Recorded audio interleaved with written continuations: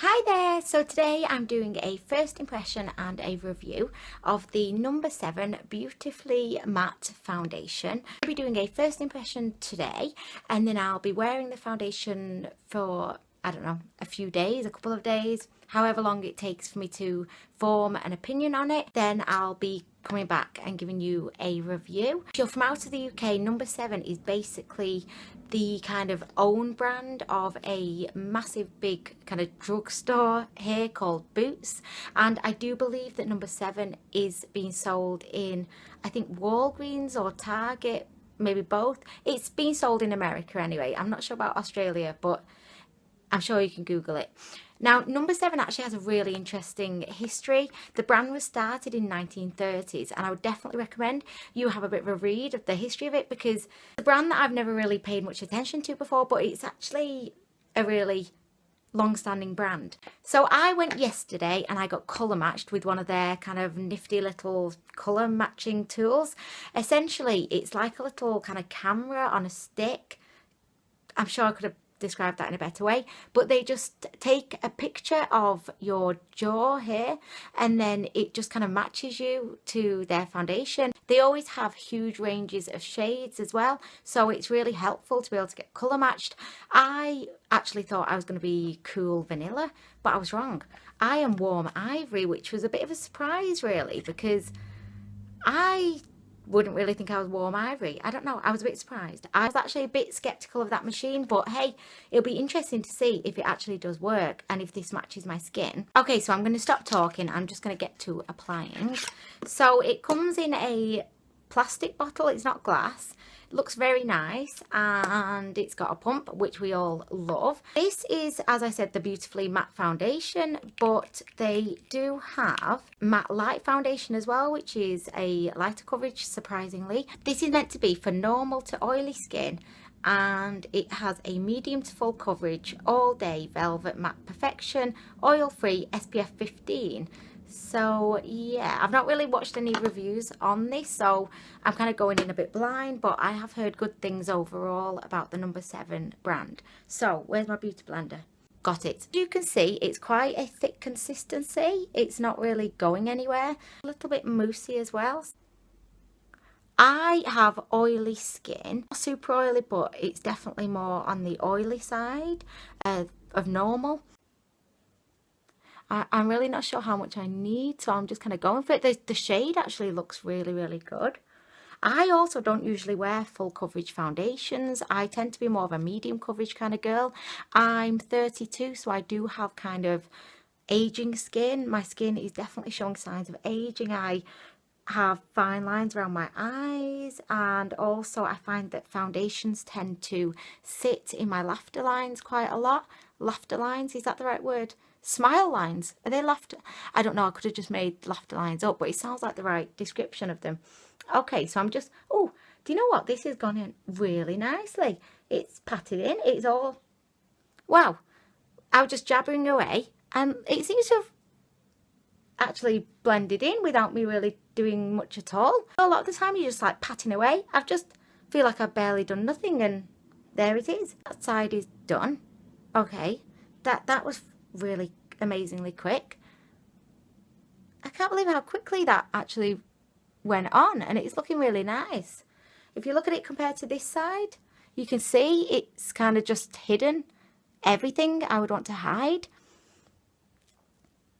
The only thing that I will say, it seems to have accentuated my pores a little bit, which I'm not really liking that. Like, it's kind of sunk into my pores as opposed to smooth over my pores, but I could always wear a primer for that. I don't generally wear primers kind of day to day, but I mean, if that was an issue with this foundation, I could always try it with a smoothing primer.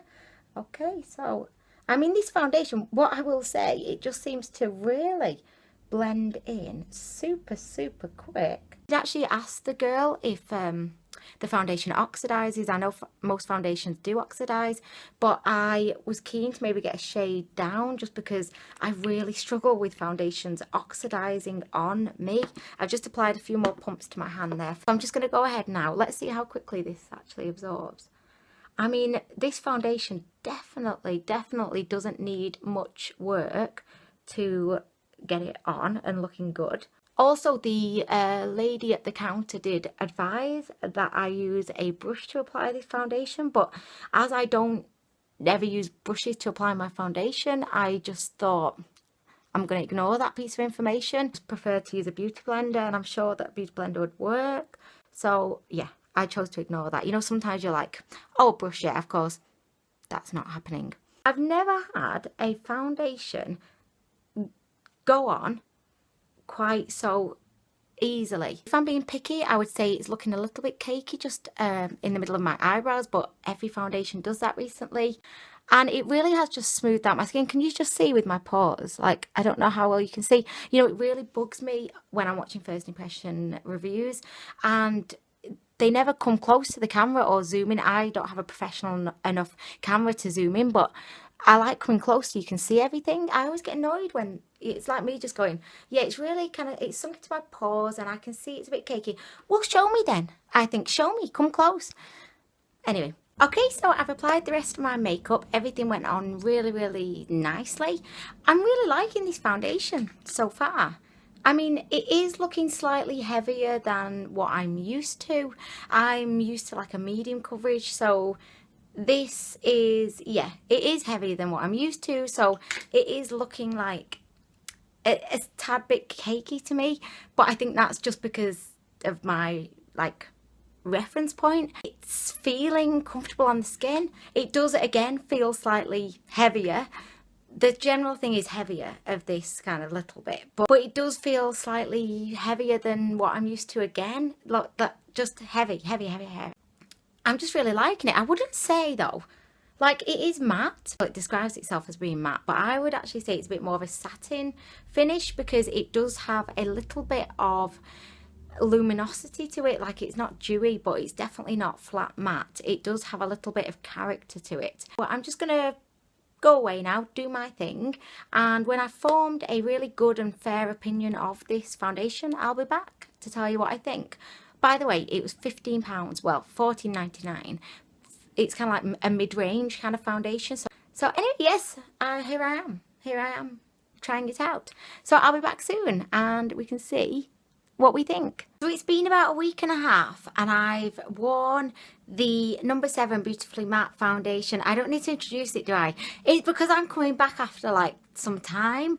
I've forgotten that I've done an introduction and you will have only just seen it, so I'm really sorry. I've worn it a few times now and I'm so impressed with it. It's like my new favorite foundation. Like seriously, it's so good. If you have oily skin and kind of slightly aging skin, if you struggle with fine lines and if you struggle with enlarged pores, I think this is a really good foundation to try. It's inexpensive. It's like £14 and you can go through the whole experience of getting colour matched with. It's not as groundbreaking as I probably am making it out to be, but it's cool, you know, you get the camera thing put there and novelty is what it is, but it's fine. This foundation sets to almost like a powder kind of finish, so it does definitely have that kind of velvet texture.